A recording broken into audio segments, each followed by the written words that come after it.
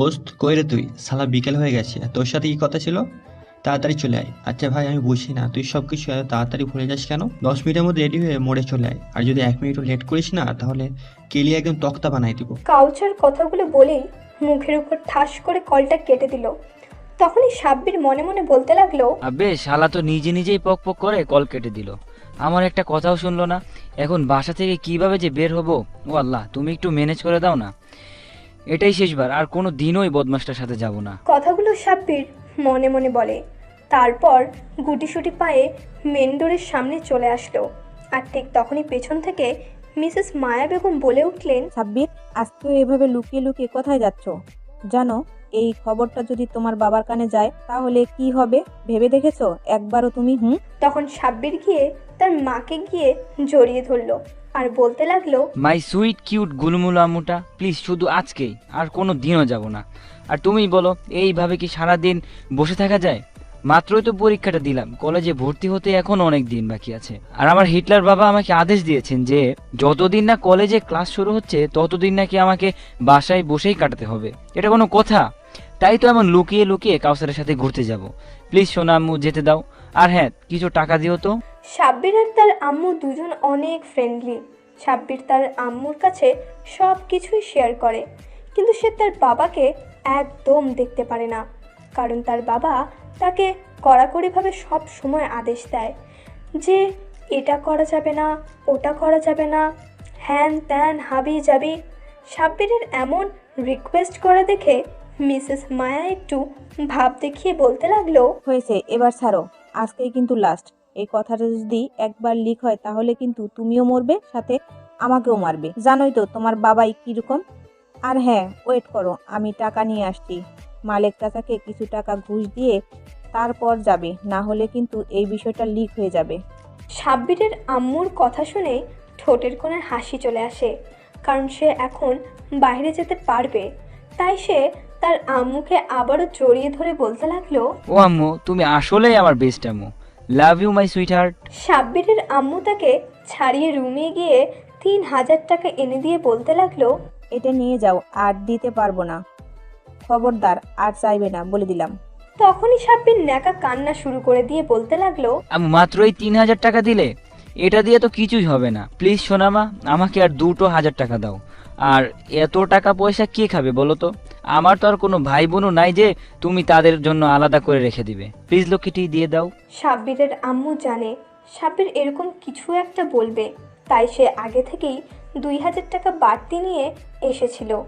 তাই সাব্বিরের আম্মু বলতে লাগলো, আমি জানি যে তোমাকে যদি 10,000 টাকাও দিতাম তাহলে তুমি এই কথাইগুলোই বলবে, তাই আগে থেকে 2,000 টাকা সাইড করে রেখেছিলাম।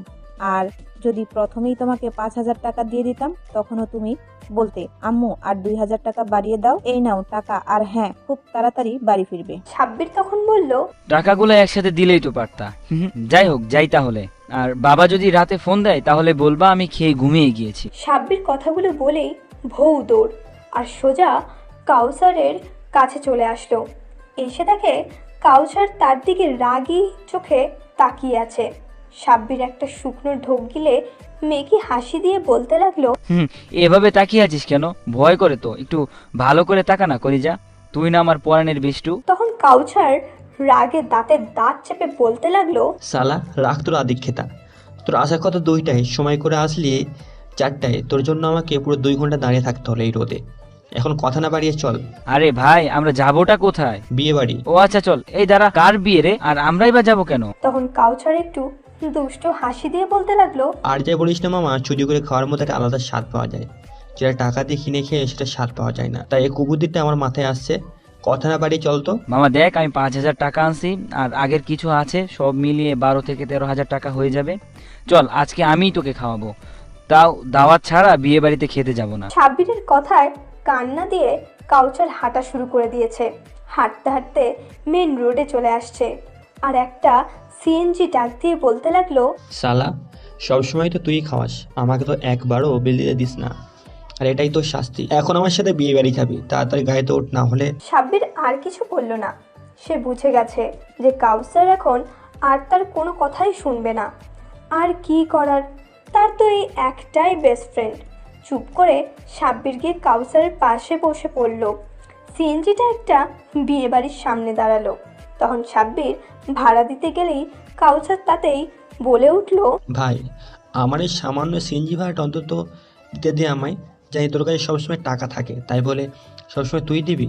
দেখ তুই যদি সবসময় এমন করিস তাহলে আমার নিজের কাছে কেমন খারাপ লাগে।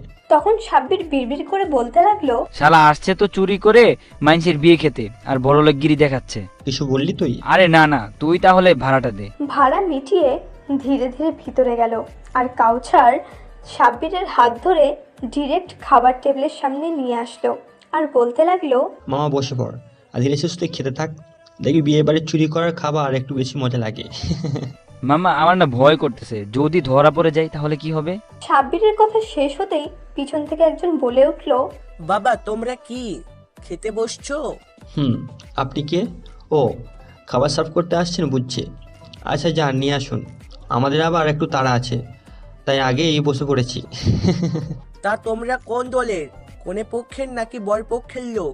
কাউসার পটাপট উত্তর দিয়ে দিল, আমরা তো বড় পক্ষের। আর হ্যাঁ, একটু তাড়াতাড়ি খাবারটা দেন তো, আমাদের যেতে হবে, অনেক কাজ বাকি আমাদের। কাউসারের কথা শুনে লোকটা জোরে জোরে চিল্লিয়ে বলতে লাগলো, এই তোরা কে কোথায় আছিস? সর্দারকে ডেকে আন, দেখ এখানে বর পক্ষের লোক আসছে। শালারা কত খারাপ, বিয়ে করতে পারবা না, আবার ঠিক লোক পাঠিয়েছে দাওয়াত খাবার জন্য। ধর এই বেটাদের। তখনই কাউসার সাব্বিরের কানে কানে বলতে লাগলো, মামা মনে হয় ফেসে গেলাম, চল ভাগি, এখন হইলে মায়ের একটাও মাটিতে পড়বে না। শালা তোর আগেই বলছিলাম যে চুরি করে বিয়ের দাওয়াত খাওয়া লাগবে না।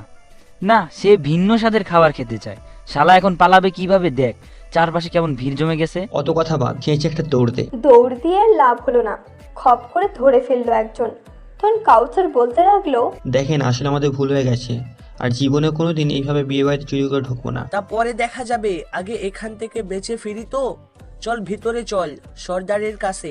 লোকটা সাব্বির আর কাউসারকে ধরে নিয়ে গেল একটা লোকের সামনে আর বলতে লাগলো, সর্দার বর পক্ষের ওই পোলা দুইটা আইছে, দেখছেন শালারা কত বড় ফাজিল। ফোনে বলে ডাকাত পরিবারের লাগে নাকি তারা ছেলের বিয়ে দিব না, আর দেখেন শালা এরা ঠিক বিয়া খাইতে আইয়া পড়ছে। তখন সর্দার গম্ভীর গলায় বলতে লাগলো, কিরে তোর বর কই? তোরা তো বর ছাড়াই বিয়ে খাইতে আসছস। ওই আমার মাইয়ের কি দূর ছিল? তোরা আগে কইতে পারস নাই যে আমার মাইয়ারে বিয়ে করতে পারবো না? ওই হালায় আর আজকে আমার ফোন দিয়ে কইতাছে যে বিয়া হইব না।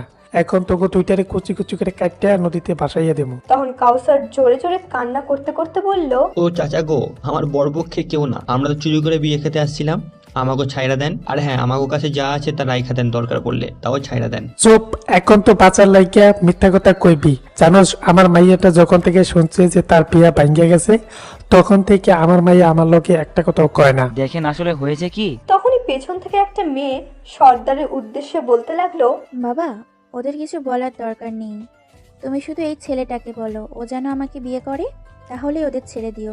সাব্বিরকে দেখিয়ে মেয়েটা বলল কথাটা। আর এইদিকে সাব্বিরের অবস্থা নাজেহাল, রাগী চোখে একবার কাউসারের দিকে তাকাচ্ছে আর একবার মেয়েটার দিকে তাকাচ্ছে। আর তখনই মেয়েটা আবারও বলতে লাগলো, বাবা দেখো ছেলেটা কেমন করে তাকাচ্ছে, আমার না লজ্জা লাগছে। আমি বরং যাই, তুমি বিয়ের ব্যবস্থা করো, আর আমি আবার ওর জন্য সুন্দর করে সেজে আসি, কেমন? আচ্ছা আম্মা যান, আপনি যান, সুন্দর করে গিয়ে সাজা রেডি হন, আমি কাজে ডেকে আনতাছি। মেয়ের কথায় সর্দারের মুখে হাসি ফুটে ওঠে, কিন্তু সাব্বিরের দিকে তাকিয়ে দেখে কেমন বাচ্চা বাচ্চা ভাব আছে। দেখেই বোঝা যাচ্ছে যে ছেলেটা তার মেয়ের বয়সে ছোট্ট হবে। সর্দার মনে মনে ভাবে, আজকাল তো এরকম অনেক হইতাছে যে মেয়ের চেয়ে ছেলে ছোট বিয়ে হচ্ছে, আর আমার মাইয়া যেহেতু ছেলেটাকে পছন্দ করেই ফেলেছে, তখন আর কিছুই হবে না, কিছুদিন গেলেই মানিয়ে নিতে পারবে। কথাগুলো ভেবে সর্দার সাব্বিরকে জিজ্ঞেস করলো, তা বাবাজি আমার মেয়েকে বিয়ে করো, না হলে কিন্তু এই যে রামদা দেখছো না, এইটা দিয়ে কুচি কুচি করে কাইটে আর নদীতে ভাসাইয়া দেবো। সাব্বিরের মুখ দিয়ে কথা বের হচ্ছে না ভয়ে। আর ওইদিকে কাউসার তো সর্দারের পা ধরে কাঁপাকাঁপি শুরু করে দিয়েছে। তখনই সাব্বিরকে আবারও সর্দার বলে উঠল, কি হলো বাবা, আমার মেয়েকে বিবাহ করবে তো? কাউসার ওদের মধ্যে নাক গলিয়ে বলে উঠল, হ্যাঁ হ্যাঁ, আপনি কোনো চিন্তা করবেন না, আমার দোস্ত আপনার মেয়েকে বিয়ে করবে, আর ওকে তো বিয়ে করতেই হবে। কি রে, করবি না বিয়েটা? করে ফেলবি এটা। চুপ শালা, আমার বিয়ের বয়স হয়েছে, আর আমার বাবা জানলে কি হবে জানিস? আমি বিয়েটে কিছু করতে পারবো না, পারলে তুই করে নে বিয়েটা। তখনই সর্দার হাতে রামদা ঘুরিয়ে ঘুরিয়ে হুঙ্কার ছেড়ে সাব্বিরের উদ্দেশ্যে বলতে লাগলো। খামোশ, আর একটাও কথা কইবা না তোমরা দুজন। এই ফুলা আমার মাইয়া কি ওরে পছন্দ করছে নাকি তোরে? আমার মাইয়া যখন তোরে পছন্দ করছে তখন তোরে বিয়ে করতে হইব। আর যদি না করিস, এই যে দেখতেছস হাতে না, এক কোপ দিয়ে কল্লা নামাই দিমু। বল এখন বিয়ে করবি? সর্দারের এমন ভয়ঙ্কর রূপ দেখে ইতিমধ্যে কাউসার আর সাব্বির কাঁপাকাঁপি শুরু করে দিয়েছে। তখন কাউসার সাব্বিরের কাছে গিয়ে ওর 2 হাত ধরে কান্না কান্না একটা ভাব নিয়ে বলতে লাগলো। ভাই দেখ, তুই যদি বিয়েটা না করিস তাহলে কিন্তু আমরা দুজনই মার্ডার হয়ে যাব। আর বিয়েটা কর, জীবনটা আগে বাঁচা, পরেরটা পরে হওয়া যাবে, দেখবি সব ঠিক হয়ে যাবে। শালা এতই যখন জ্ঞান দিচ্ছিস তাহলে বিয়েটা তুই করে নিলেই তো পারিস। ভাই মেয়েরা যদি আমাকে পছন্দ করতো তাহলে কি আর বলা লাগতো, কখন বিয়ে করে ফেলতাম। কিন্তু আমার যে ক্ষমা, এই ক্ষমা দেখে কোনো মেয়ে কি হিজড়াও পছন্দ করবে না। আর তুই তো একটা কিউটের ডিব্বা, তোরা রেখে গিয়ে মেয়ে আমার মতো একটা খ্যাতিতে বিয়ে করবে? আর তুই যদি মেয়ে হতি না, আমি তোকে বিয়ে করে নিতাম। হুরু বোকাচোদা, পাম দেওয়া বন্ধ কর। আর আমি এখন কি করব তাই বল। কি আর করবি, আমার কথা বাদ দে। যদি জীবন বাঁচাতে চাস তাহলে বিয়েটা করেই ফেল। মেয়ে কিন্তু মারাত্মক সুন্দরী। সুন্দরী হলে কি হবে ছাগল? আমার তো বিয়েরই বয়স হয় নাই, আর বাবা জানলে কি হবে? আর এরা তো ডাকাত ফ্যামিলি, তাই বলে ডাকাতের মেয়েকে বিয়ে ইম্পসিবল। আমি পারবো না এই বিয়ে করতে। তাহলে আর কি করার, চল গিয়ে দুজনে মরার প্রস্তুতি নিই। এদের দুজনের গুজুর গুজুর শুনে সর্দার চিল্লিয়ে বলে উঠল। কি হলো, এত কানে কানে কি কথা কইতেছ? যতই পালানোর পন্দি বের করো না কেন, বাঁচতে পারবা না। হয়তো আমার মাইয়ারে বিয়ে করবা, আর না হলে মরার লাগিয়া রেডি হও। সর্দারের এমন কথা শুনে কাউসার সেন্সলেস হয়ে গেল। আর সাব্বির তো মনে হয় এক্ষুনি হার্ট অ্যাটাক করবে। সর্দার আবারও বলতে লাগলো। দেখো জামাই বাবা, আমি আর বেশি কথা কইতে পারুম না।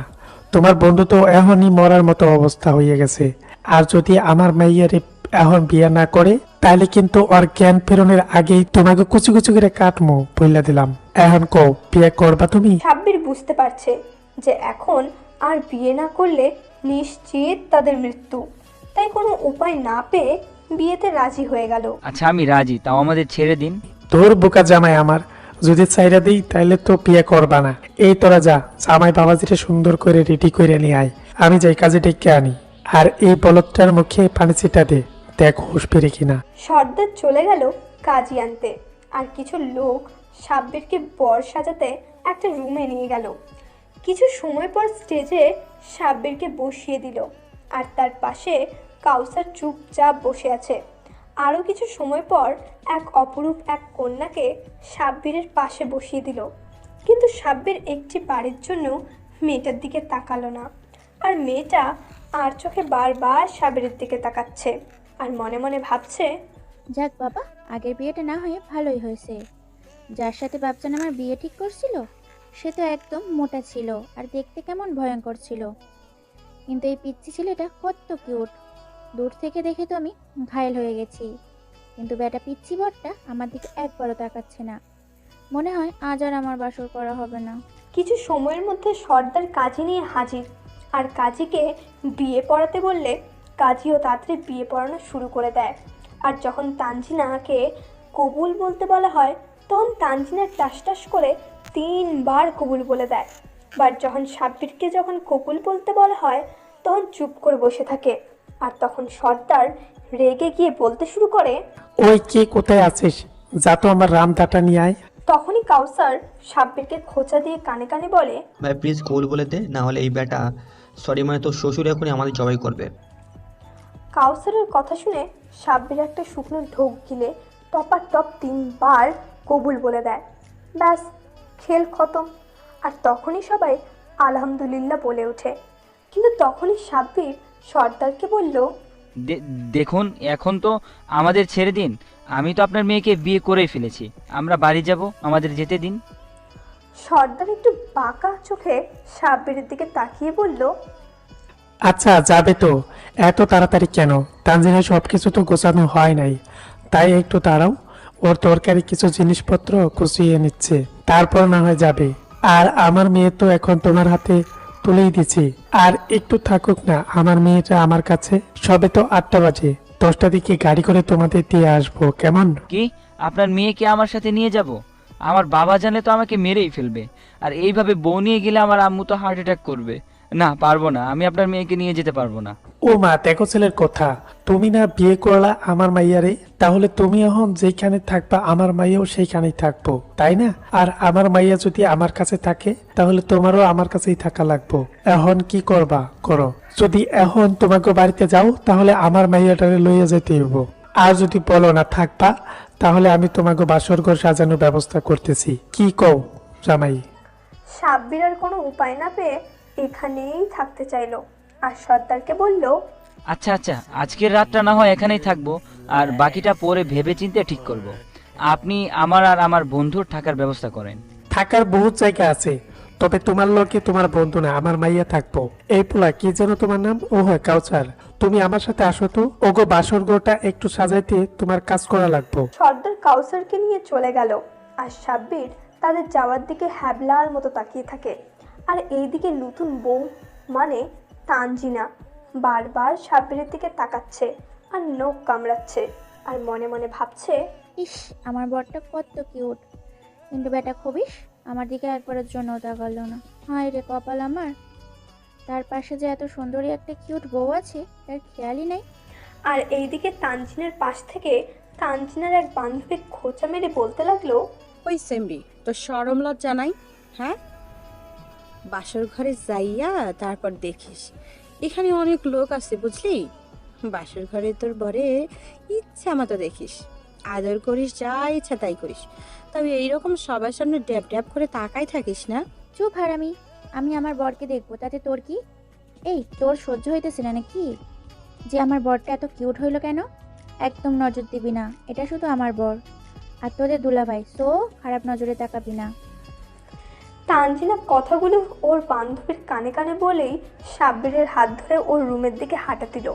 আর এইদিকে বেচারি ওর বান্ধবী একটু মজা করলো, কিন্তু তানজিনা তো সিরিয়াসলি নিয়ে নিল। তাই সে অবাক হয়ে কতক্ষণ ওদের যাওয়ার দিকে তাকিয়ে থাকলো। তানজিনা রুমের সামনে এসে দেখলো কাউসার আর কিছু ছেলে মেয়ে মিলে ঘরটা সুন্দর করে সাজাচ্ছে। আর বেচারা সাব্বির তো কথা বলতেই ভুলে গেছে। তানজিনা শুধু আর চোখে সাব্বিরের দিকে তাকাচ্ছে আর বোঝার চেষ্টা করছে যে সাব্বির কি চিন্তা করছে নাকি দুশ্চিন্তা করছে, কিন্তু তানজিনার মাথায় কিছুই ঢুকছে না। তানজিনা কিছু সময় মাথা চুলকিয়ে বলতে লাগলো, ভাইয়া আর কত সময় লাগবে ঘর সাজাতে? আপনার বন্ধুর নাকি অনেক ঘুম পাইছে, সে নাকি এখন ঘুমাবে। এই তো ভাবি হয়ে গেছে, আপনারা ভিতরে আসুন না, কয়েকটা ছবি তুলবো। কাউসারের এমন কথা শুনে সাব্বির বিড়বিড় করে বলতে লাগলো, ভাবি বাসালা আবার ছবিও তুলবি? তোকে শুধু একবার একলা কাছে পাই, তখন তোর ছবি তোলা পেছন দিয়ে দিবি। তানজিনা সাব্বিরের হাত ধরে টেনে ভিতরে নিয়ে গেল আর বেডে বসে পড়লো। কাউসারকে উদ্দেশ্য করে বলতে লাগলো, আচ্ছা ভাইয়া, এবার আপনি আমাদের ছবি তুলেন। ঠিক আছে ভাবি, আপনি একটু সাব্বিরকে জড়িয়ে ধরুন, তাহলে রোমান্টিক একটা ভাব থাকবে। তানজিনা এটাই চাচ্ছিল আর সাথে সাথে সাব্বিরের হাত শক্ত করে জড়িয়ে ধরলো। ভাইয়া এবার সুন্দর করে তুলবেন। কাউসার কয়েকটি ছবি তুলে বিদায় নেওয়ার আগেই সাব্বিরের কানের কাছে গিয়ে বলতে লাগলো, আমি জানি তুই অনেক রেগে আছিস, প্লিজ ভাই তোর মুখটা আর পেঁচার মতো করে রাখিস না। আমি মানছি আজকে এই দিনের জন্য আমি দায়ী, তুই যা শাস্তি দেওয়ার আমার পরে দিস আমি মাথা পেতে নেব, কিন্তু দেখ মেয়েটা হয়তো তোকে অনেক ভালোবেসে ফেলেছে। দেখ তোকে কাছে পেয়ে কেমন হাসি খুশি দেখাচ্ছে। আর আমার সাথে যাদের দেখলি বাসকর সাথে হেল্প করলো, ওরা তানজিনার ভাই। ওরা বললো মেয়েটা নাকি সবসময় চুপচাপ থাকতো, কিন্তু তোকে দেখার পর থেকে তানজিনা নাকি অনেক খুশি। ভাই মেয়েটাকে কিচ্ছু বলিস না, আমি বরং যাই। আর হ্যাঁ, আমি আন্টিকে কল দিয়ে ম্যানেজ করে ফেলবো, আর বাকিটা সকালে ভেবে দেখা যাবে। আর আজকে রাত নিয়ে কিন্তু মেয়েদের অনেক স্বপ্ন থাকে, প্লিজ আশা করে তুই আমার কথা বুঝতে পারছিস। থাক রে, যাই, আর পারলে ক্ষমা করে দিস। কাউসারের কথাগুলো শুনে সাব্বির প্রায় কান্নাই করে দিয়েছে। চোখের কোণায় 2 ফোঁটা পানি চলে আসছে। সাব্বিরের চোখে পানি দেখে কাউসার অবাক হয়ে বলল, কিরে কান্না করছিস তুই? ধুর বোকা, দেখবি আমি সব ঠিক করে দিব, তুই কোনো চিন্তা করিস না। আমি আন্টিকে আঙ্কেলকে বুঝিয়ে বলবো, তারা মানবে, কারণ তারা আমাকেও তাদের একটা ছেলে ভাবে। কাউসার তোকে একটু জড়িয়ে ধরতে দিবি? কাউসার কিছু সময় সাব্বিরের দিকে তাকিয়ে থেকে সাব্বিরকে শক্ত করে জড়িয়ে ধরল। কাউসার বুঝতে পারছে যে তার প্রতি সাব্বিরের কোনো অভিযোগ নেই। এটাই হয়তো বন্ধুত্ব। নতুন বর বউকে বিদায় দিয়ে কাউসার বাইরে চলে গেল আর সাব্বিরের আম্মুকে কল করে বলতে লাগলো, আসসালামু আলাইকুম আন্টি, কেমন আছেন? আমি তুমি কাউসার, এবার বলো কি অঘটন ঘটিয়েছো? আমার কি আশা লাগবে? আচ্ছা আন্টি, আপনি প্রতিবারে বোঝেন কীভাবে যে আমি ফোন দিয়েছি আর অঘটন একটা ঘটাইছি? আমি মা, আর আমি আমার সন্তানদের চিনব না? সাব্বির যেমন আমার ছেলে, তেমন তুমিও আমার আরেকটা ছেলে। আর অঘটন ঘটিয়েছো তাই বলো। আসলে আন্টি, আজকে সাব্বির আর আমি বাসায় আসতে পারবো না। আমরা একটা বিয়ে বাড়িতে আসছি। আর অহরণটা না হয় কালকে বাসায় এসেই বলি, এটা বলতেই ফোন দিয়েছি। আর হ্যাঁ আন্টি, সকালে একটা গাড়ি পাঠিয়ে দিও, আমি লোকেশন ট্যাক্সিটা করে দিব, কেমন? আমি বুঝতে পারছি বেশ বড় ধরনের একটা ঝামেলা পাকিয়েছো তোমরা। আচ্ছা, রাত অনেক হয়েছে, ঘুমিয়ে পড়ো, আমি সকালে গাড়ি পাঠিয়ে দিব। সাব্বিরের আম্মুর সাথে কথা শেষ করে কাউসার একটা স্বস্তির নিঃশ্বাস নিল। আর তখনই কাউসারের কাছে একটা মেয়ে এসে বলতে লাগলো, হাই, আমি ঈশিতা, তানজিনের কাজিন। আমি কাউসার, সাব্বিরের ফ্রেন্ড, ভাইও বলতে পারেন। বুঝতে পারছি। আচ্ছা, আপনার কি কোনো গার্লফ্রেন্ড আছে? নেই, কেন বলুন তো? না, এমনি জিজ্ঞেস করলাম। আচ্ছা, আপনি ঘুমাবেন না? চলেন, আপনাকে ঘুমের ব্যবস্থা করে দিচ্ছি। ও হ্যাঁ, আপনাকে অনেক ধন্যবাদ। ঈশিতা মেয়েটা কাউসারকে একটা রুমে নিয়ে সব কিছু ঠিকঠাক করে দিয়ে নিজেও চলে গেল ঘুমাতে। আর এইদিকে বাসর ঘরে তানজিনা বেডের মাঝখানে বসে আছে, আর সাব্বির এক সাইডে অন্যদিকে মুখ করে বসে আছে। তানজিনা শুধু নখ কামড়াচ্ছে আর উকি দিয়ে দেখছে সাব্বিরকে, পর্যবেক্ষণ করছে অনেকক্ষণ সময় ধরে। এমন করার পর একবার তানজিনা হাঁপিয়ে উঠেছে, তাই বসা থেকে উঠে সাব্বিরের পাশে গিয়ে বসে পড়ল আর বলতে লাগলো, এই বর, তুমি এইভাবে বসে আছো কেন? ঘুমাবে না? কি হলো, কথা বলো না কেন? হ্যাঁ হ্যাঁ, আপনি বেডে ঘুমিয়ে পড়েন আর একটা বালিশ দেন, আমি নিচে শুয়ে পড়ি। সাব্বিরের কথায় তানজিনার যেন রাগে মাথা ফেটে যাচ্ছে। সাথে সাথে তানজিনা সাব্বিরের দিকে ঘুরে ওর কলার ধরে রাগী একটা ভাব নিয়ে বলতে লাগলো, কি, তুই নিচে ঘুমাবি? তোর কি বেটা চোখ পড়ছে না? এই বেটা, তুই এত আনরোমান্টিক কেন? হ্যাঁ, তোর পাশে একটা সুন্দরী যুবতী মেয়ে বসে আছে, কোথায় তুই একটু তার পাশে বসে রোমান্টিক রোমান্টিক কথা বলে তাকে পটানোর চেষ্টা করবি? সবচেয়ে বড় কথা, সে তোর বউ, তোর সব অধিকার আছে। তা না করে দেবদাসের মতো বসে আছে, আবার বালিশ নিয়ে নিচে ঘুমাবি? এই, তোকে কি বিয়ে করে আমি আলাদা শুভ বলে? হ্যাঁ, চুপচাপ আমার পাশে এসে শক্ত করে জড়িয়ে ধরে শুয়ে পড়।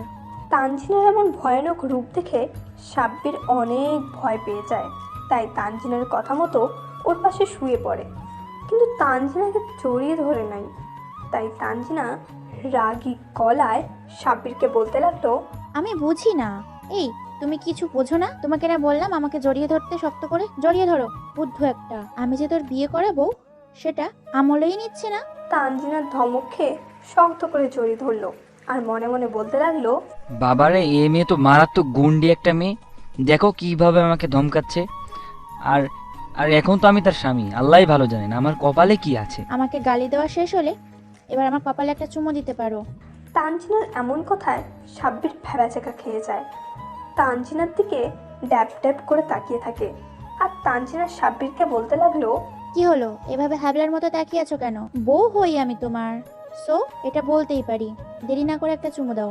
কি সাংঘাতিক মেয়ে রে বাবা, লজ্জা শরম কিছুই নাই দেখি এই মেয়ের, বলে তাকে নাকি চুমু দিতে হবে। সাব্বির কথাগুলো মনে মনে ভাবছিল, আর ঠিক তখনই তানজিনা রেগে গিয়ে বলতে লাগলো, এই, তোমার কথা কানে যায় না নাকি? কি বললাম তোমায়? হ্যাঁ, সাব্বির ভয় পেয়ে আস্তে আস্তে তানজিনার কপালে হালকা করে তার ঠোঁট স্পর্শ করে দিল। আর সাব্বিরের ঠোঁটে স্পর্শ পেয়ে তানজিনা কিছু কেঁপে উঠল। অন্যরকম একটা অনুভূতি ফিল করছে আর তানজিনা। এটাই হয়তো ভালোবাসার মানুষের স্পর্শে এমন অনুভূতি হয়। সাব্বির কিস দিয়ে এবার তানজিনার দিকে তাকালো। মেয়েটা অনেক সুন্দর, মুখটা অনেক মায়াবী, লজ্জায় গালটা একদম লাল টুকটুকে হয়ে গিয়েছে মেয়েটার। মুচকির হাসির রেখাটা ফুটে উঠেছে মেয়েটার ঠোঁটে। এতে যেন তানজিনার সৌন্দর্যটা আরো দ্বিগুণ সুন্দর করে তুলেছে। ছ্যাপ করে উঠল সাব্বিরের বুকটা। না, পারবে না সে এই মেয়েকে কষ্ট দিতে, পারবে না তাকে একা ছেড়ে দিতে, আগলে রাখবে হাজারো দুঃখের মধ্যে। সাব্বিরেরও মুখে এক চিলতে হাসি চলে আসে। সাব্বির তানজিনাকে আরো শক্ত করে জড়িয়ে ধরল, আর তানজিনা কিছুটা অবাক হয়ে সাব্বিরের দিকে তাকায়। সাব্বির চোখ বুজে মিট মিট করে হাসছে। এটা দেখে তানজিনার অনেক খুশি লাগছে, মনের মানুষটা তাকে মেনে নিয়েছে। এবার তানজিনা একটু বেশি লজ্জা পেয়ে গেল, আর সাব্বিরের বুকে মুখটা গুজে দিল, আর অনুভব করতে পারলো রাজ্যের সমস্ত সুখ যেন এখন তার কাছে। সাব্বির একা তানজিনার মুখটা তার বুক থেকে উঠিয়ে বলতে লাগলো, আপনি লজ্জাও পান দেখছি, তবে লজ্জা পেলে আপনাকে অনেকটা বেশি অমায়িক সুন্দরী লাগে। আমি নই, তুমি। না, আমি আপনাকে আপনি বলেই সম্বোধন করব, কারণ আপনি আমার বয়সে বড়। বড় হয়েছে তো কি হয়েছে, আমি এখন তোমার বউ। আমি তোমার বয়সে বড় হলেও সম্মানের দিক থেকে ছোট, তাই আমাকে তুমি করে ডাকবা। না, আমি মরার আগ পর্যন্ত আপনি করে ডেকে যাব, এটা আপনাকে মানতেই হবে। আচ্ছা মানবো, তবে একটা শর্ত আছে। কি শর্ত? আমাকে এখন আদর করতে হবে, তাহলেই মানবো। তানজিনার কথা শুনে সাব্বির বলল, ওকে, আপনাকে আদর করে দিচ্ছি। সাব্বিরের কথা শুনে তানজিনার তো মনে মনে লাড্ডু ফুটতে লাগলো। ওর বিশ্বাসই হচ্ছে না যে সাব্বির এত তাড়াতাড়ি রাজি হয়ে যাবে। কিন্তু অনেক সময় হওয়ার পরও যখন সাব্বির কিছুই করছে না, শুধু মাথায় হাত বুলিয়ে দিচ্ছে, তখন তানজিনা বলতে লাগলো, কি হলো, তুমি না বললে আমায় আদর করবা? কই আদর করছো না তো? এই যে আদরই তো করছি, দেখছেন না? আমি আপনার মাথায় হাত বুলিয়ে দিচ্ছি। আমার আম্মু তো আমাকে এভাবেই আদর করে। আমি যখন আম্মুকে বলি আম্মু আমাকে আদর করে দাও, তখন তো আম্মু আমাকে মাথায় হাত বুলিয়ে দিয়েই আদর করে দেয়। সাব্বিরের এমন বোকা মার্কা কথা শুনে তানজিনা মনে মনে বলতে লাগলো, ও আল্লাহ, এই ছেলে মনে কিছুই বোঝে না। আমি এই আদরের কথা বুঝাই নাই। সাব্বির তানজিনার হাব ভাব দেখে মনে মনে অনেক হাসছে। বেচারি তানজিনার মুখটা দেখার মতো হয়েছে এখন। তানজিনা এবার একটু রাগী ভাব নিয়ে বলে উঠলো, এই সাব্বির, তুমি কি কিছুই বোঝো না? হ্যাঁ, আমি এই আদরের কথা তোমায় বলেছি। হ্যাঁ, তাহলে কোন আদর? আমি তো এই একটা আদরই করতে পারি। উফ আল্লাহ। আচ্ছা, তোমার কোনো আদর করতে হবে না, আমি আদর করব তোমাকে। আচ্ছা, ভালো করে আমায় আদর করবেন, কিন্তু মাথাটাও ব্যথা করছে। চুল টেনে টেনে ভালোভাবে মাথায় হাত বুলিয়ে আদর করবেন, কেমন? এবার তো তানজিনার মাথা রাগের চোটে পুরাই ফায়ার হয়ে গেল। আর সাব্বিরকে নিচে ফেলে দিয়ে তানজিনা সাব্বিরের উপর চড়ে বসলো। বলতে লাগলো, দাঁড়া, তোর মাথায় হাত বুলিয়ে আদর করা বের করছি। হাতারাম একটা, কোথাকার, কিচ্ছু বোঝে না। কথাগুলো বলেই তানজিনা সাব্বিরের মাথায় হাত দিয়ে শক্ত করে চুল ধরে আস্তে আস্তে ওর দিকে এগিয়ে যায়। সাব্বিরও বুকে হাত দিয়েই ফ্যানের দিকে তাকিয়ে আছে আর জোরে জোরে নিঃশ্বাস নিচ্ছে। এটা দেখে তানজিনা ফিক করে হেসে দিল আর হাসতে হাসতে বলতে লাগলো, কি হলো, এমন করছো কেন? সাব্বির তানজিনার কথা শুনে ফিরে তাকালো আর তানজিনার দিকে তাকাতেই একটা নেশা কাজ করতে শুরু করলো। হঠাৎ করে সাব্বির এবার তানজিনাকে হাঁচকা টান দিয়ে কাছে এনে নিচে ফেলে দেয়। বাকিটা কিন্তু ইতিহাস। খুব সকালে তানজিনার ঘুম ভেঙে যায় আর নিজেকে আবিষ্কার করে সাব্বিরের বাহু ডোরে। আর রাতের কথা মনে পড়তেই হাজারো লাজু কথা ঘিরে ধরে তানজিনাকে। সাথে সাথে মুখ লুকে সাব্বিরের বুকে আর একদম গুটিসুটি মেরে বাচ্চা মেয়ের মতো আবারও ঘুমিয়ে যায়। বুকের মধ্যে সুরসুরি লাগার কারণে সাব্বিরের ঘুম ভেঙে যায়। চোখ খুলে দেখে তানজিনা বুকের মধ্যে মুখ গুজে নাড়াচাড়া করছে। একদম বাচ্চাদের মতো লাগছে মেয়েটাকে। কেউ বলতেই পারবে না এই মেয়ে যে সাব্বিরের থেকে বয়সে বড়। তানজিনা তো আরামসে ঘুমাচ্ছে আর সাব্বির মাথায় হাত বুলিয়ে দিচ্ছে। হঠাৎই হাত ঘড়ির দিকে নজর পড়তেই সাব্বির অবাক হয়ে গেল। প্রায় 7টা ছুঁই ছুঁই বাজতে চললো। তাই সাব্বির আস্তে আস্তে তানজিনাকে ডাকতে লাগলো, তানজিনা শুনছেন? এই তানজিনা, এবার উঠেন, 7টা বাজতে চললো। তানজিনা ঘুম কাতর গলায় বলতে লাগলো, এই দেখো না তো, আমি 10টার আগে ঘুম থেকে উঠি না। এখন চুপচাপ আমাকে জড়িয়ে ধরে ঘুমাও তো। আরে বাবা, এত বেলা করে ঘুমালে সবাই কি ভাববে? উঠেন, আমি ফ্রেশ হব। না, তোমার জ্বালায় আর ঘুমাতে পারবো না দেখছি। আচ্ছা উঠো, ফ্রেশ হয়ে আসি। দুজনে ফ্রেশ হয়ে বাইরে গেল আর তানজিনা সাব্বিরকে খাবার টেবিলে বসিয়ে দিয়ে ড্যাং ড্যাং করে নাচতে নাচতে কিচেনে চলে গেল। আর তাড়াতাড়ি করে খাবার রেডি করতে বলে ড্যাং ড্যাং করতে করতে চলে আসলো সাব্বিরের কাছে। এইদিকে কাউসারও চলে আসছে সাব্বিরের পাশের চেয়ারে বসতে বসতে বলল, সাব্বির আর 1 থেকে 2 ঘন্টার মধ্যে গাড়ি চলে আসবে। ভাবিকে রেডি হতে বল, আমরা বেরোবো। আমি আন্টিকে ম্যানেজ করে ফেলেছি, আর বাকিটা বাসে যেয়ে তারপর দেখা যাবে। ভাই তুই প্লিজ আমাকে বাঁচিয়ে নিস, কেমন? আর তানজিনা, আপনি রেডি হয়ে নিন। বাড়ি ছেড়ে যাওয়ার কথা শুনে তানজিনের মন কিছুটা খারাপ হলেও ভালোই লাগছিল যে এখন থেকে সে তার ভালোবাসার মানুষের সাথে থাকতে পারবে। আর বিয়ের পর তো স্বামীর বাড়ি থাকতে হয় বউদের। সাব্বির একটা ব্রেডে কামড় দিয়ে উঠে পড়ে আর তানজিনাকে তাড়াতাড়ি খেয়ে রুমে আসতে বলে। সাব্বির রুমে চলে গেল আর তানজিনা অবাক হয়ে গেল, একটা মানুষ কিভাবে মাত্র একটা ব্রেড খেয়ে দুপুর পর্যন্ত থাকবে। তাই তানজিনা প্লেটে করে কয়েকটা ব্রেড, জ্যাম আর একটা ডিমের অমলেট আর এক গ্লাস দুধ নিয়ে রুমে চলে আসলো। রুমে এসে দেখে সাব্বির বসে আছে আর কি যেন ভাবছে। তানজিনা প্লেটটা সাব্বিরের সামনে নিয়ে বলতে লাগলো, কিছুই খেলে না, নাও এইগুলো খেয়ে নাও। আরে আপনি শুধু শুধু কষ্ট করে আনতে গেলেন, আমি সকালে বেশি কিছু খাই না। আগে কি করতে হয় না করতে হয়, কি খেতে আর কি খেতে না সেটা তখনকার কথা, বাট তিন কবুল বলার পর থেকে তোমার কন্ট্রোল আমার হাতে চলে আসছে। সো এখন থেকে আমি যা বলবো তোমাকে সেটাই করতে হবে। এখন বেশি কথা না বাড়িয়ে এগুলো খেয়ে নাও। আর যদি আমি আপনার কথা মতো না চলি তখন কি করবেন? এই পিচ্ছি শোনো, আমার শরীরে না ডাকাতের রক্ত বইছে, আর তোমাকে আমি ভালো করেই আমার কথা মতো চালাতে পারবো।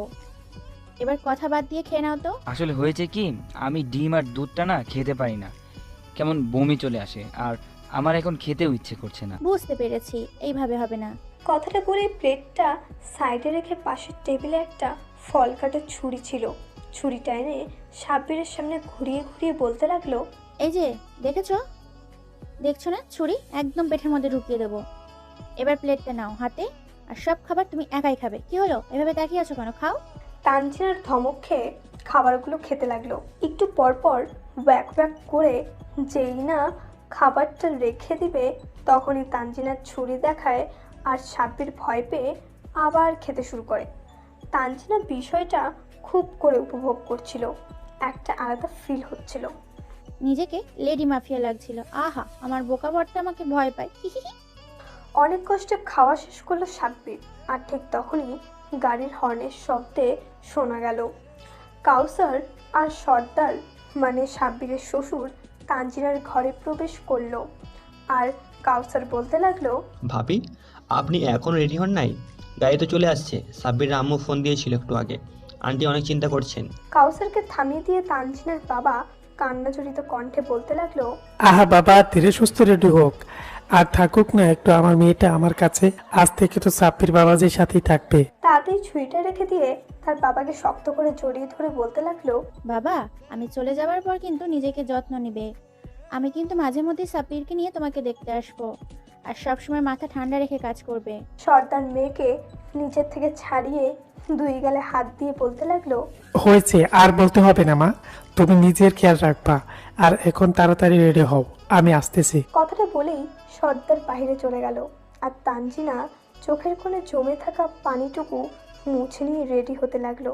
আর কাউসারকে উদ্দেশ্য করে বলল, ভাইয়া, আপনি একটু বাইরে যাবেন প্লিজ, আমি কাপড়টা চেঞ্জ করব। আচ্ছা ভাবি, চাই আপনি রেডি হয়ে আসুন, আমরা বাইরে ওয়েট করছি। এই সাব্বির, চল বাইরে যাই। ভাইয়া, সাব্বির থাকুক, আসলে আমি শাড়ি পরতে পারি না তো, সাব্বির থাকলে একটু হেল্প হতো আর কি। ওকে ভাবি, আর দরজাটা কিন্তু লাগাই দিয়েন। বাই। কাউসার বাইরে যেতেই ঈশিতা হাজির। আর কাউসারের এক হাত ধরে টানতে টানতে নিয়ে যেতে লাগলো। আর কাউসার অবাক হয়ে বলতে লাগলো, আরে এটা কি করছেন আপনি? কেউ দেখলে কি ভেবে নেবে বুঝতে পারছেন?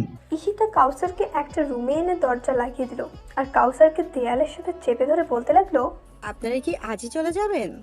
ঈশিতার এমন কাণ্ডে কাউসার বেশ ঘাবড়ে যায় আর তোতলিয়ে বলতে লাগলো, হ্যাঁ, আজকে একটু চলে যাব।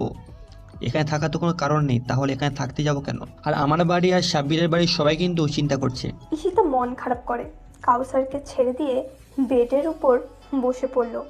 আর এদিকে কাউসার জন্য হাঁপ ছেড়ে বাঁচলো। ছেলেটা অনেক ভয় পেয়ে গিয়েছিল। হঠাৎ এমন দেয়ালের সাথে চেপে ধরায়, তাও আবার একটা মেয়ে। ভাবলেশীনভাবে ঈশিতা কাউসারকে বলতে লাগলো, ও, আমি মনে করেছিলাম আপনার বন্ধুর বিয়েটা স্বাভাবিকভাবে হয়েছে, হয়তো সেই কারণে আপনারা আরও কয়েকদিন থাকবেন, সব কিছু ঠিক করে তারপর যাবেন ভেবেছিলাম আর কি। কিন্তু আপনারা তো আগেই চলে যাবেন। আচ্ছা, আর কয়েকটা দিন থেকে যান, সব কিছু ঠিক হয়ে গেলে চলে যাবেন না হয়। কী সব আবল তাবল বকছেন আপনি? এখানে থাকা অসম্ভব। আর আপনি যেটা বলেছেন সেটা বাসায় না গেলে ঠিক হবে না। বিষয়টা ঠিক করার জন্য বাসায় যাওয়া লাগবে। এখন কি আমি যেতে পারি? এবার যদি কেউ দেখে নেয় তাহলে আমার বন্ধুর মতো আমাকে আপনার সাথে বিয়ে দিয়ে দিবে। আর আপনাদের নামি দামি পরিবারের সাথে অন্তত আমি বিয়ে করব না। আজ আমার জন্য আমার বন্ধুদের জীবন নষ্ট হয়ে গেল। নিজেকে অনেক বড় অপরাধী মনে হচ্ছে। এই চুপ, আর একটা কথাও নয়। আমার পরিবার সম্পর্কে আপনি বা আপনার বন্ধু কতটুকু জানেন? হ্যাঁ, বেশি জানার দরকার নেই, যতটুকু জানি তাতেই হবে। আর বেশি জানতেও চাই না। আর আপনি আমার কাছে যেটা আশা করছেন সেটা কখনোই হবে না। কাউসার কথাগুলো বলেই দরজা খুলে বাইরে চলে গেল আর সোজা গিয়ে গাড়িতে বসে পড়ল। গাড়িতে বসে সাব্বিরকে ফোন দিল। 2বার রিং হতেই সাব্বির রিসিভ করলো আর কাউসার বলতে লাগলো, ভাই তোদের আর কত সময় লাগবে, একটু তাড়াতাড়ি কর, আমার আর এখানে ভালো লাগছে না। হয়ে গেছে, 2 মিনিট ওয়েট কর, আসছি। কিছু সময় বাদে সাব্বির, তানজিনা আর সর্দার সাহেব গাড়ির সামনে চলে আসলো। আর কিন্তু আমার মাইয়া না আমার কাছে জন্মের পর থেকে শুধু একটা জিনিস চাইছে। আমি যখনই আমার মাইয়ারে কইতাম আম্মু তোমার কি লাগবো আমারে কও, আমি আইনা দেবো, কিন্তু আমার মাইয়া শুধু কইতো আপু তুমি আমার একটা আম্মু আইনা দাও, আমার আর কিছুই লাগবো না। আর এইটা ছিল আমার সাধ্যের বাইরে। ওর জন্মের 1 বছর পর ওর মা না ফেরার দেশে চলে যায়, তাই তো আমার মাইয়াটা এই চাওয়া পূরণ করতে পারে নাই।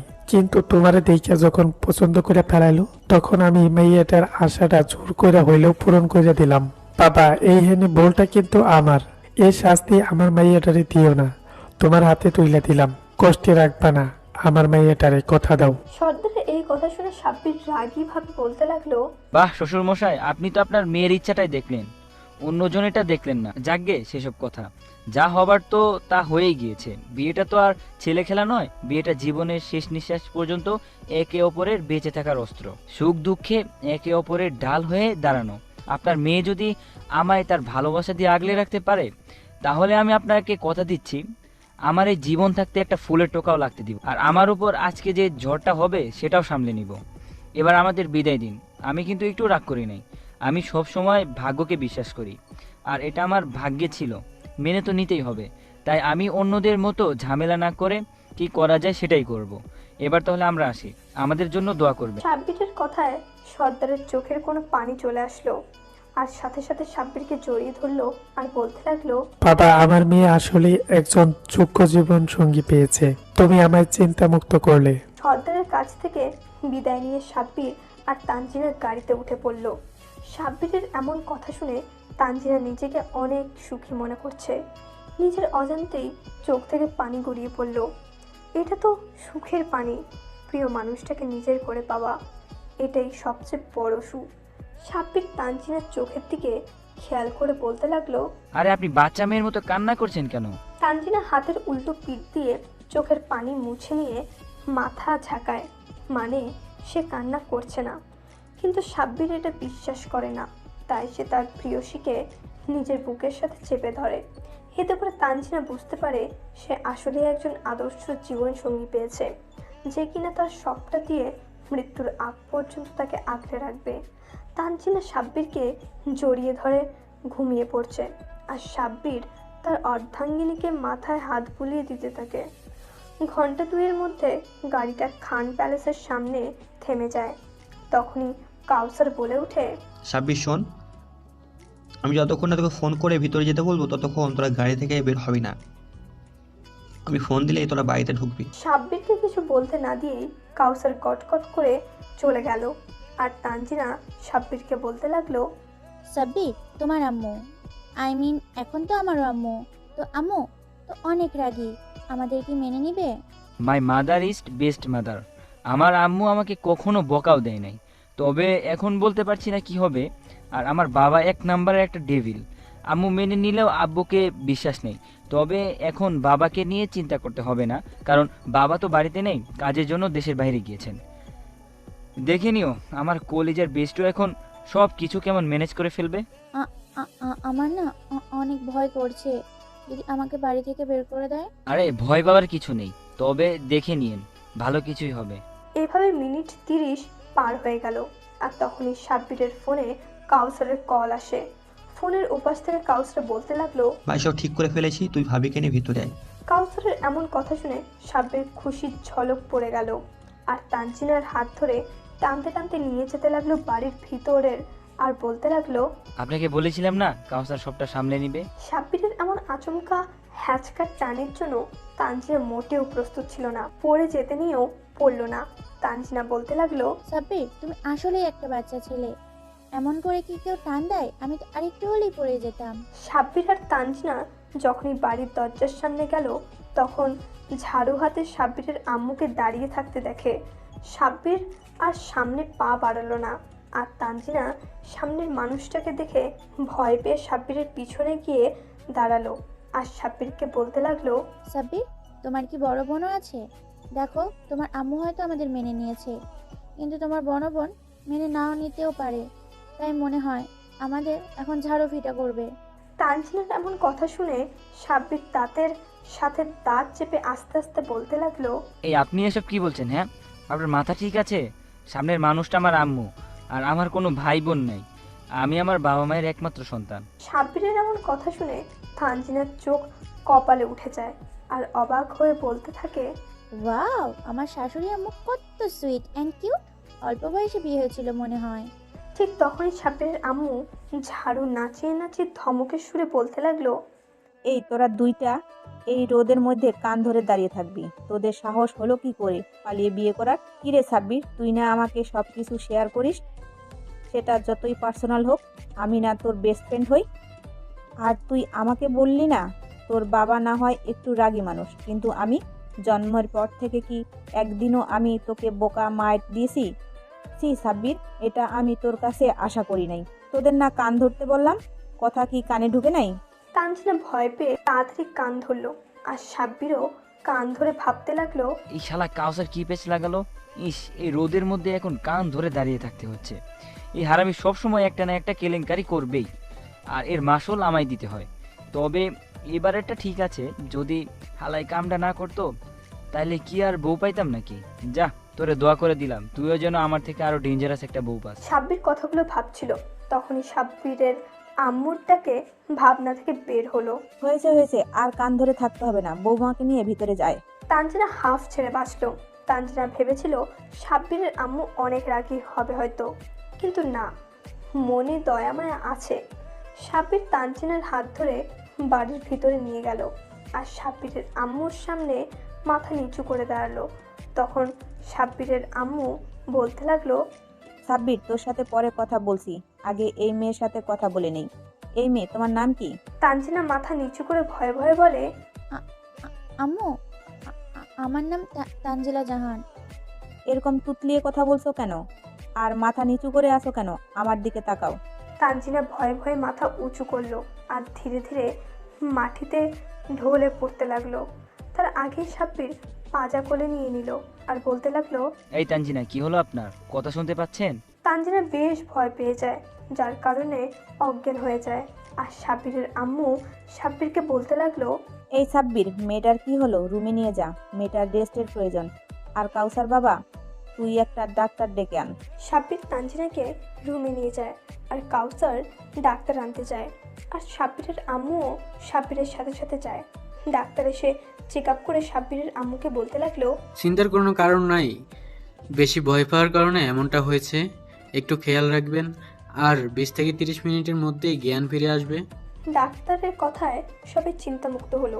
তানজিনার যখন জ্ঞান ফিরল, আর তখন তানজিনা যা দেখলো সেটা দেখার জন্য তানজিনা মোটেও প্রস্তুত ছিল না, কারণ সে মিসেস মায়া বেগমের কোলে নিজের মাথা আবিষ্কার করে। আর সাব্বিরের আম্মু তানজিনার মাথা নিজের কোলে নিয়ে তানজিনার মাথায় হাত বুলিয়ে দিচ্ছে। আর বেডের পাশেই কাউসার আর সাব্বির দাঁড়িয়ে আছে। সাব্বির দাঁড়িয়ে দাঁড়িয়ে নখ কামড়াচ্ছে। তানজিনা যেই না উঠতে যাবে, তখনই মিসেস মায়া বেগম বলে উঠলেন, আরে মা, তুমি এটা কি করছো? তোমার শরীর অনেক দুর্বল, আমার কোলে লক্ষ্মী মেয়ের মতো শুয়ে থাকো তো। মিসেস মায়া বেগমের এমন কথা শুনে তানজিনা নিজের কানকেও বিশ্বাস করাতে পারছে না। তানজিনা তারপরও ভয় পাচ্ছে, হয়তো আবারও তখনকার মতো বকা দিবে সাব্বিরের আম্মু। তাই সে আবারও উঠার চেষ্টা করলো। তখনই মিসেস মায়া বেগম আহ্লাদি সুরে বলতে লাগলো, ও, বুঝতে পেরেছি, তুমি হয়তো আমাকে নিজের মায়ের মতো দেখো না। আমার কোলটা মনে হয় তোমার পছন্দ হয়নি। আচ্ছা থাক, তুমি বরং বালিশে শুয়ে রেস্ট নাও। একটা বালিশ তানজিনার দিকে এগিয়ে দিয়ে কথাগুলো বলল মিসেস মায়া বেগম। আর এই কথাগুলো তানজিনা বিশ্বাসই করতে পারছে না। তানজিনার চোখে পানি চলে এসেছে। তানজিনা কান্না ভরা কণ্ঠে সাব্বিরের আম্মুকে বলতে লাগলো, আপনি আমাকে মেনে নিয়েছেন? আমি কি আপনাকে একবার জড়িয়ে ধরতে পারি? আম্মু বলে ডাকতে পারি একবার প্লিজ, শুধু একবার। মিসেস মায়া বেগম মুচকি একটা হাসি দিয়ে তানজিনাকে জড়িয়ে ধরলো। কপালে একটা চুমু দিয়ে বলতে লাগলো, পাগলি মেয়ে আমার, জড়িয়ে ধরবি তাতে অনুমতি নিতে হবে? আর একবার আম্মু ডাকবি কেন? সারা জীবন আমাকে আম্মু বলে ডাকবি। আর আমি তোদের উপর মোটেও রাগ করি নাই। আমার একটা মেয়ের দরকার ছিল, আমি আমার মেয়ের পেয়ে গেছি। পরীর মতো একটা লক্ষ্মী মেয়ে আল্লাহ আমাকে দিল। তবে একটু সমস্যা সাব্বিরের আব্বুকে নিয়ে। তুই কিন্তু একদম চিন্তা করবি না, সাব্বিরের আব্বুকে আমি সামলে নিব। আচ্ছা মা, তুই এখন শুয়ে থাক, আমি তোর জন্য খাবার নিয়ে আসছি। আজ আমি তোকে নিজের হাতে খাইয়ে দিব। তানজিনার চোখ বেয়ে বেয়ে পানি গড়িয়ে পড়ছে। যেই মানুষটাকে একটু আগে অনেক রাগী ভেবেছিল তানজিনা, কিন্তু সেই মানুষটা একদম রাগী না, কত ভালো একটা মানুষ। আল্লাহর কাছে মনে মনে দোয়া করছে, আল্লাহ আমার কপালে এত সুখ সইবে তো। মাবুদ, তোমার কাছে হাজারো শুকরিয়া আমাকে এমন একটা পরিবার উপহার দেওয়ার জন্য। তানজিনার চোখে পানি দেখে মিসেস মায়া বেগম বলতে লাগলো, আরে পাগল মেয়ে, কান্না করছিস কেন? একদম কান্না করবি না, এখানে বসে থাক, আমি খাবার নিয়ে আসছি। কথাগুলো বলে মিসেস মায়া বেগম চলে গেলেন খাবার আনতে। আর এইদিকে সাব্বির গিয়ে তানজিনার পাশে বসে বলতে লাগলো, বলেছিলাম না আমার আম্মু অনেক ভালো, আপনি শুধু শুধু ভয় পেয়েছেন আর শেষমেশ জ্ঞানী হারিয়ে ফেললেন। এখন দেখবেন আম্মু আমার চেয়ে আপনাকে বেশি ভালোবাসবে। আর এই বদমাশের জন্য আগে আম্মু আমাকে কম ভালোবাসতো। হারামিটা যেদিনে আমাদের বাড়িতে আসবে সেদিনে আর আমার আম্মু আমাকে পাত্তাই দিত না। যতক্ষণ কাউসার বাসায় থাকতো ততক্ষণ খালি আম্মুর বকা শুনতে হতো আমাকে। আর এখন তো কোনো কথাই নাই, আপনি তো আছেনই। তানজিনা যেই কিছু একটা বলতে যাবে তখনই মিসেস মায়া বেগম চলে আসলো আর সাব্বিরকে উদ্দেশ্য করে বলতে লাগলো, সাব্বির, তুই আমার মেয়ের কানে কি পোকা ঢুকাচ্ছিস আমার নামে? হ্যাঁ, উঠ এখান থেকে, আমি আমার মেয়েটাকে এখন খাইয়ে দিব। সাব্বিরের আম্মু সাব্বিরকে ধমক দিয়ে বলতে লাগলো, চুপ বদমাস, যা এখান থেকে, নিচে খাবার টেবিলে তোদের খাবার রেখে আসছি। আমাদের মা মেয়েকে একা ছেড়ে দে, এখন আমাদের অনেক কথা বাকি আছে। আমরা মা মেয়ে মিলে এখন অনেক গল্প করব। কি হলো, এখানে দাঁড়িয়ে আছিস কেন? যা। মিসেস মায়া বেগমের ধমক খেয়ে সাব্বির আর কাউসার বের হয়ে গেল। আর সাব্বির বিড়বিড় করতে করতে বলল, হয়েছে এবার, আমার অবস্থা এরা দুজন মিলে টাইট করে দিবে। বউটা একটা পুরাই ডাকাত মার্কা, কিছু বললেই ছড়ি দিয়ে ভয় দেখায়। আর ডাকাত মার্কা কি, সে তো ডাকাতেরই মেয়ে, তার শরীরে তো ডাকাতেরই রক্ত বইছে। এইসব কিছু হয়েছে শালা তোর জন্য। কেন রে হারামি? বুঝলাম সব কিছু আমার জন্য হয়েছে, কিন্তু বাসটা কি আমি করছি নাকি তুই করছিস শালা? এর জন্য আমাকে ধন্যবাদ দেওয়া উচিত তোর। যদি একটু ঝামেলা হয়েছে তাও তো একটা বউ পাইছিস হালা। এই বয়সে সবাই ফিডার খায় আর তুই আমার জন্য বউ পাইছিস আর বড় বড় কথা বলছিস। আর যদি একটাও কথা বলিস না তাহলে দেখবি অন্য ব্যবস্থা নিব।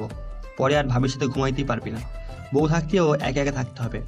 ক্ষুদা লাগছে আর বেশি প্যাঁচাল করতে পারবো না।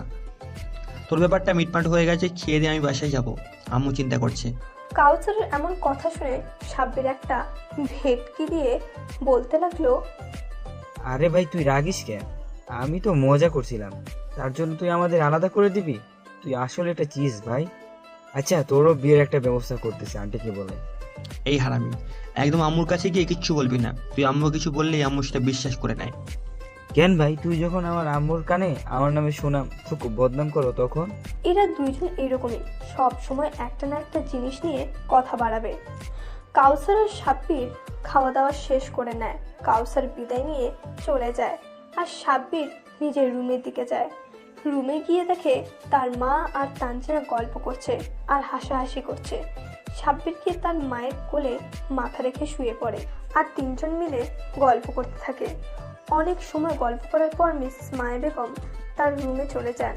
আর তখন তানজিনা সাব্বিরকে বলতে লাগলো, সাব্বির, তোমাকে এতগুলো ধন্যবাদ এমন একটা পরিবার উপহার দেওয়ার জন্য।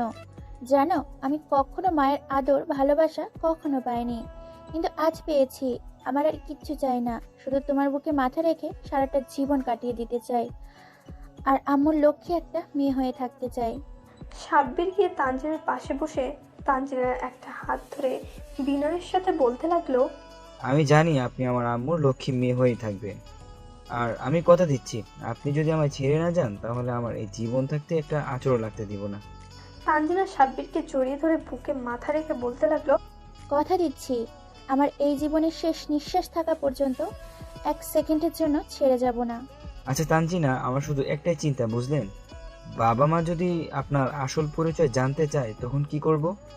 আর আম্মু জানলে মেনে নিবে, তবে বাবা যখন জানবে তখন কি হবে? এটা নিয়েই তো আমার চিন্তা হচ্ছে অনেক। সাব্বিরের কথা শুনে তানজিনা ভয় পেয়ে যায়। তানজিনার ভয়ার্ত মুখ দেখে সাব্বির বলে, আরে ধুর, ভয় পাবেন না তো, দেখবেন কিছুই হবে না। আমার আম্মু আছে না, আম্মু সবটা ম্যানেজ করে ফেলবে, তবে আপনাকে আমার আম্মুর কথা মতো চলতে হবে। তাহলে দেখবেন আপনাকে আমার আম্মু কতটা আগলে রাখে। সাব্বিরের কথায় তানজিনা কিছুটা সাহস পায়। তানজিনা সাব্বিরের আম্মুর সব কথা অক্ষরে অক্ষরে পালন করে, আর সাব্বিরের আম্মুও তানজিনাকে তার মেয়ের মতো করেই আগলে রাখে। কেউ দেখে বলতে পারবে না যে এরা বউ আর শাশুড়ি, দেখে মনে হয় এরা মা আর মেয়ে। এভাবেই কাটছিল দিন। আর এইদিকে সাব্বিরের আব্বুরও কাজ শেষের দিকে, খুব তাড়াতাড়ি বাড়ি ফিরে আসবে। এই তো সেদিন ফোনে সাব্বিরের বাবা ফোনে বললেন সে নাকি আর 3 দিন বাদেই বাড়ি ফিরবে। এতে সবাই অনেক চিন্তা করছে, আর তানজিনার মুখটা ফ্যাকাশে হয়ে গেছে। তাই সাব্বিরের আম্মু তানজিনাকে সান্ত্বনা দিয়ে বলছে, আরে বোকামে, ভয় পাচ্ছ কেন? আম্মু তো আছেই, তাই না? দেখবে আম্মু সব কিছু ঠিক করে ফেলবে। আর সাব্বিরের আব্বুকে আমি বুঝিয়ে বললেই হবে, একদম চিন্তা করবে না, কেমন? মিসেস মায়া বেগমের কথায় কাজ হলো না। তাই মিসেস মায়া বেগম সাব্বিরকে ডেকে বলল, বিয়ের পর তো তোরা কোথাও ঘুরতে বের হোসনি, আর আজকে মেয়েটার মনটাও খারাপ, হয়তো ভয় পাচ্ছে তোর বাবা আসার কথা শুনে। আমি তো আছি, তোরা কোনো চিন্তা করিস না, আমি সবটা সামলে নিব। এখন মেয়েটাকে নিয়ে বাহির থেকে ঘোরাফেরা করে শপিং করে আয় গিয়ে। মিসেস মায়া বেগমের কথা শুনে সাব্বির তো বেজায় খুশি হয়েছে। তাই মাকে জড়িয়ে ধরে বলতে লাগলো, আমি জানি আম্মু তুমি আমাদের বাঁচাতে পারবে, কারণ বাবা তোমার উপর কথাই বলতে পারে না। আর থ্যাংক ইউ, অনেকগুলা থ্যাংক ইউ। হয়েছে হয়েছে, আর পাম দিতে হবে না, আর বেশি রাত করবি না, তাড়াতাড়ি বাড়ি ফিরবি। মিসেস মায়া বেগম কথাটা বলেই নিজের রুমে চলে গেলেন। আর সাব্বির তানজিনাকে নিয়ে রেডি হয়ে বাইরে চলে গেল। দুজনে একটা পার্কের বেঞ্চে বসে আছে। সাব্বির খেয়াল করে দেখলো তানজিনা কিছু একটা চিন্তা করছে। তাই সাব্বির তানজিনাকে নিজের দিকে ফিরিয়ে হাতের উপরে হাত রেখে বলতে লাগলো, তানজিনা, আপনি এত কিসের চিন্তা করছেন বলুন তো আমার? তানজিনা সাব্বিরের চোখে চোখ রেখে মলিন কণ্ঠে বলতে লাগলো, সাব্বির, আসলে আমার অনেক ভয় করছে। তোমার বাবা যদি আমাকে বাড়ি থেকে বের করে দেয়? তানজিনার এমন কথা শুনে সাব্বির ভুরু কুচকিয়ে হালকা রাগী সুরে বলতে লাগলো, আহ তানজিনা, আম্মু বলেছে না আম্মু সবটা সামনে নিবে, আপনি এত চিন্তা করছেন কেন? আমার আম্মু যা বলে তাই করে ছাড়ে। বুঝলাম মামনি সবটা সামলে নিবে, কিন্তু যখন তারা আমার আসল পরিচয় জানতে পারবে তখন কি হবে? আর বাবার আসতেও আর বেশি দিন বাকি নেই, আর 3 দিন পরেই বাবা বাড়ি আসছে।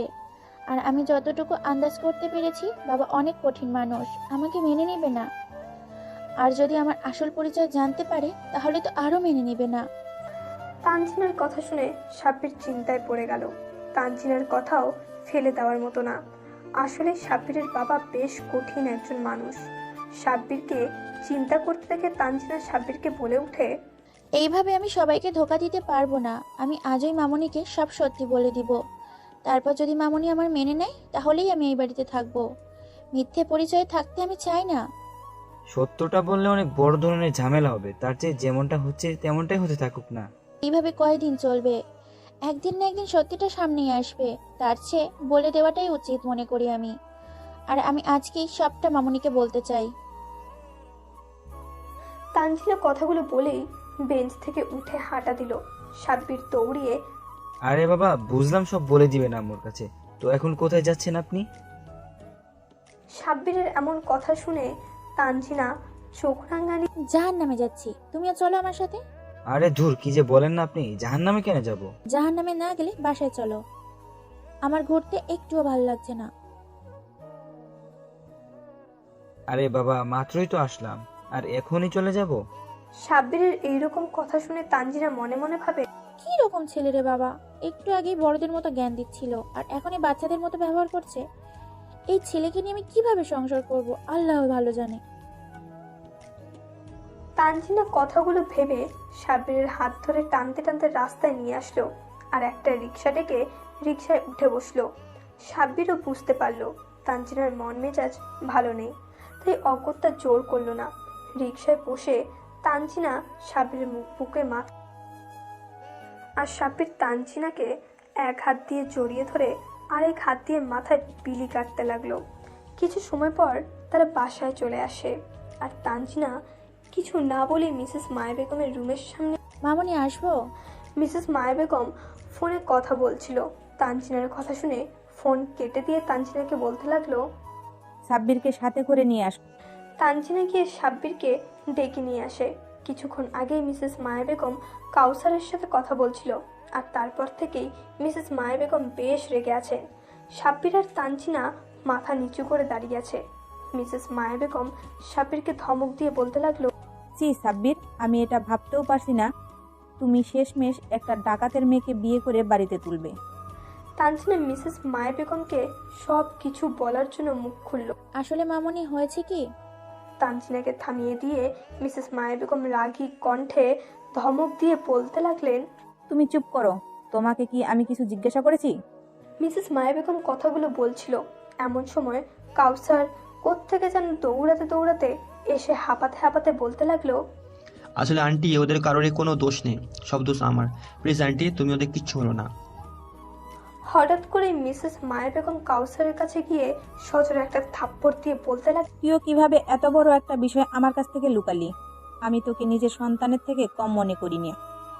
আমি সব সময় ভাবি আমার দুটো ছেলে, একটা সাব্বির আর একটা তুই। তোরা কি মনে করছিস তোরা আমাকে কিছু বলবি না আর আমি কিছুই জানতে পারবো না? শুনে রাখ, সত্য কখনো চাপা থাকে না, একদিন না একদিন সত্যিটা প্রকাশ হবেই। আর আজকে সব কিছু ফাঁস হয়ে গেল।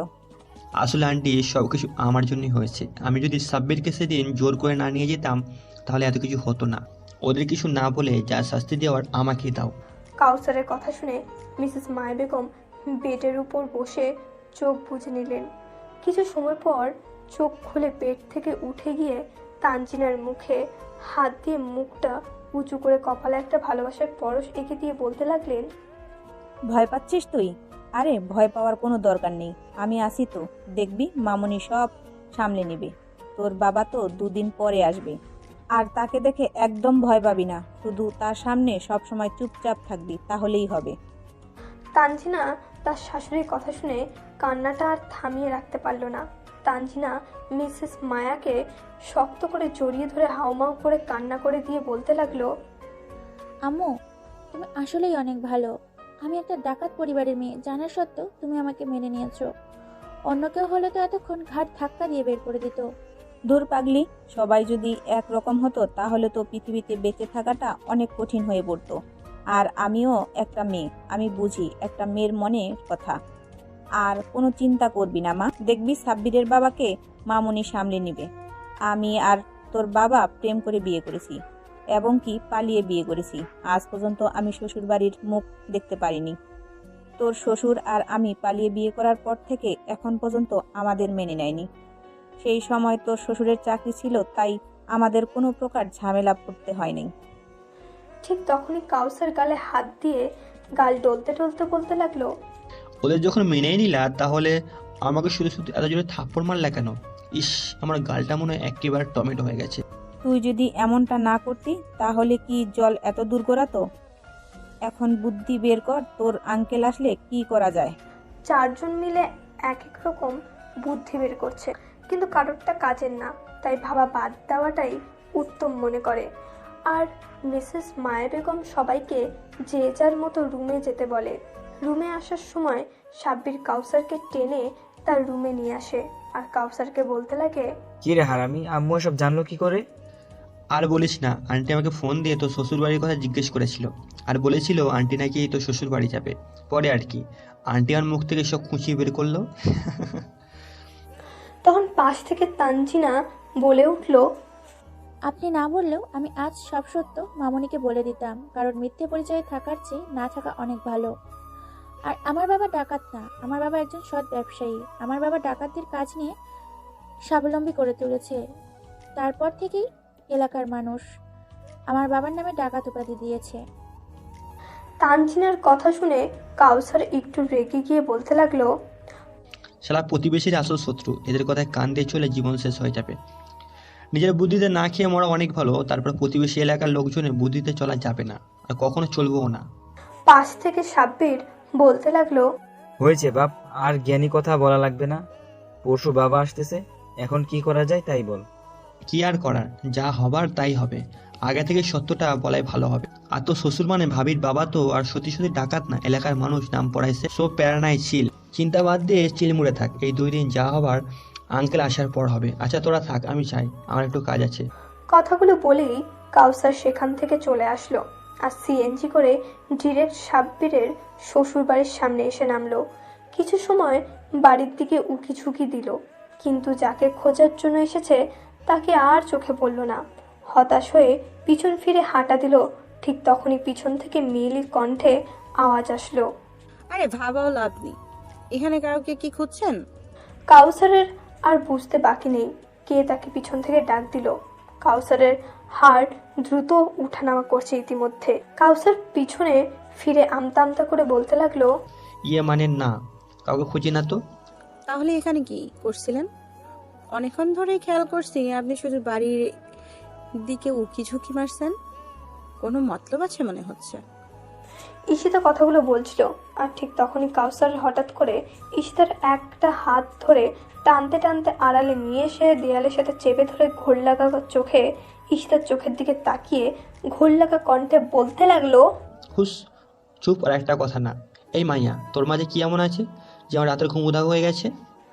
কাউসারের এমন চাহনি আর এমন রোমান্টিক কথা শুনে ঈশিতা কাউসারের গালে টুক করে একটা কিস দিয়ে যেই না দৌড় দিবে তখনই কাউসার ওর হাত ধরে ফেলে আর হ্যাচকা টান দিয়ে নিজের সাথে মিশিয়ে নিয়ে বলতে লাগে, আসলেও তোমরা ডাকাত, তোমার বোনও ডাকাত। আমার বন্ধুকে ডাকাতি করে ওর মনটা লুট করে নিয়ে বিয়েটাও করে ফেলেছে, আর তুমি আমার মনটা লুট করার চেষ্টা করছো আর সফলও হয়েছো। ঘুমাইতে গেলে তোমায় দেখি, খাইতে বসলেও তোমায় দেখি, পড়তে বসলে তুমি আমার পাশে বসে থাকো, ওয়াশরুমেও তুমি ডানে তাকালে তুমি, বামে তাকালে তুমি, সামনে তাকালে তুমি, পিছনে তাকালেও যেই দিকে তাকাই সেই দিকে তোমায় দেখতে পাই। উফ, আর পারতেছি না। কাউসারের কথাগুলো শুনে ঈশিতা দুর্বল হয়ে পড়ছে আর আঙ্গুল দিয়ে কাউসারের গালে স্লাইড করতে করতে বলতে লাগলো, আমি কই আপনার মনটা লুট করলাম?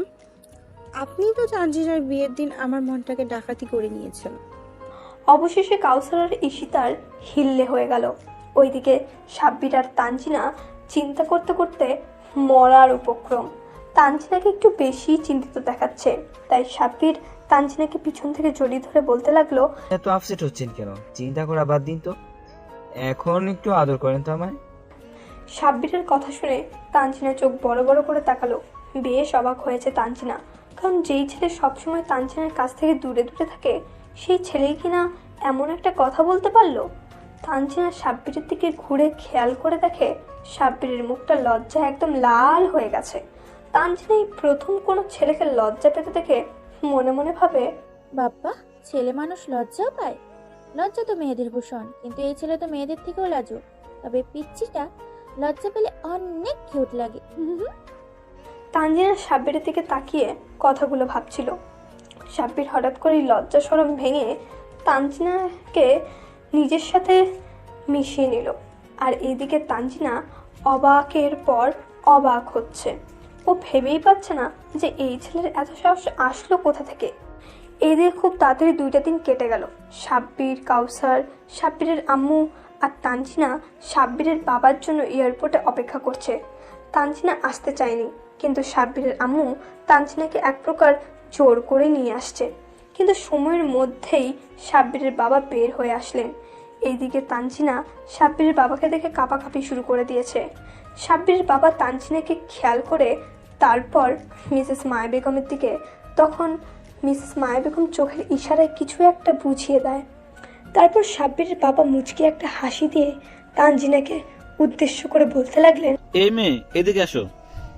এমনিতে তানজিনার অবস্থা খারাপ আর এখন সাব্বিরের বাবা তাকে ডাকছেন। তানজিনা ভয় পেয়ে হাঁটা চলাই যেন ভুলে গেছে। তখন সাব্বিরের বাবা ধমক দিয়ে বলতে লাগলেন, এই মেয়ে, তোমাকে না আমি ডাকলাম, এখনো ওখানে দাঁড়িয়ে আছো? কথা কি কানে যায় না তোমার? সাব্বিরের বাবার ধমক খেয়ে তানজিনা প্রায় দৌড়িয়ে তার কাছে ছুটে চলে যায়। তখন সাব্বির তানজিনার কাছে এসে কানে কানে বলে, বাবাকে সালাম করুন তানজিনা। সাব্বিরের কথা শুনে তানজিনা তাড়াতাড়ি করে সালাম করতে নেয়, কিন্তু সাব্বিরের বাবা তার আগেই তানজিনাকে থামিয়ে দিয়ে বলতে লাগলেন, আরে মা, তুমি ভয় পাচ্ছ কেন? আমি তোমার বিষয়ে সব জানি, তোমার মামুনি সব বলেছে আমায়। প্রথমে অনেক রাগও হয়েছিল তোমাদের উপর, কিন্তু এতে যদি তোমরা সুখী হও তাতে আমি বাধা হব না। আর তোমার ব্যাপারে যতটুকু শুনে বুঝলাম, তুমি আমার ছেলেটাকে পাগলের মতো ভালোবাসো। তোমরা হাসি খুশি থাকলে আমিও হ্যাপি। তো চলো বাড়ি চলো, এখানে আর একটা কথা হবে না। তানজিনা শুধু অবাক আর অবাক হচ্ছে এই পরিবারটাকে দেখে। মানুষ এতটাও ভালো হতে পারে? এভাবেই চলছিল সিনিয়র জুনিয়রের সংসার। আর দোয়া করবেন তাদের ভালোবাসাটা যেন আজীবন এইরকমই থাকে। আর হ্যাঁ, গল্পটা কেমন হলো কমেন্ট করে